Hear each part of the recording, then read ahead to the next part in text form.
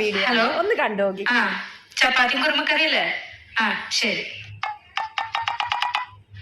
അമ്മ എങ്ങടെ ഇരിക്കണേ? സൂപ്പർ സീനെ വരാൻ പോണേ. നിന്റെ അച്ഛൻ ചപ്പാത്തിയും കുറുമക്കറി ഉണ്ടാക്കാൻ പറഞ്ഞിട്ടുണ്ട്, അത് ഉണ്ടാക്കാൻ പോവാ. അതിനെന്തിനു ഇപ്പഴേ ഓടണേ?